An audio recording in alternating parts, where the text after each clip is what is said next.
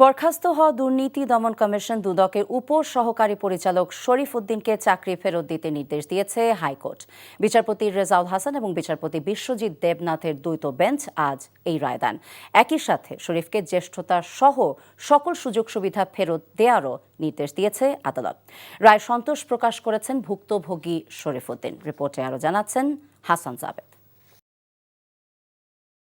দুদকের উপসহকারী পরিচালক মোহাম্মদ শরীফ উদ্দিন 2022 সালের 16 ফেব্রুয়ারি তাকে চাকরি থেকে অপসারণ করে দুদক, যা সে সময় সারা দেশে আলোচিত হয়। চাকরি হারানোর পর জীবন চালাতে দোকানদারি সহ নানা কাজ করতে হয়েছে তাকে। একই সাথে চাকরি ফিরে পেতে 3 বছর আইনি লড়াইও করেন শরীফ। শেষ পর্যন্ত কাঙ্ক্ষিত ফলাফল পেয়ে আবেগাপ্লুত তিনি।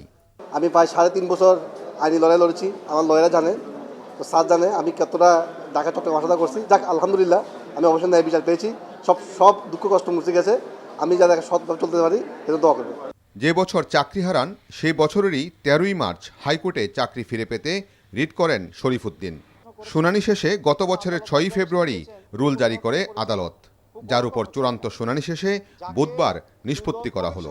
এই রায় পাওয়ার 30 দিনের মধ্যে তাকে চাকুরিতে জ্যেষ্ঠতা সহ সকল বেনিফিট সহ বকেয়া বেতন সহ চাকরিতে পুনর্বহালের নির্দেশ দেওয়া হয়েছে। ডিক্লেয়ার করা হয়েছে মাননীয় আদালত কর্তৃক যে ধরে নেওয়া হবে যে তিনি সবসময় চাকরিতে বহাল ছিলেন, এভাবেই তাকে ট্রিট করতে হবে।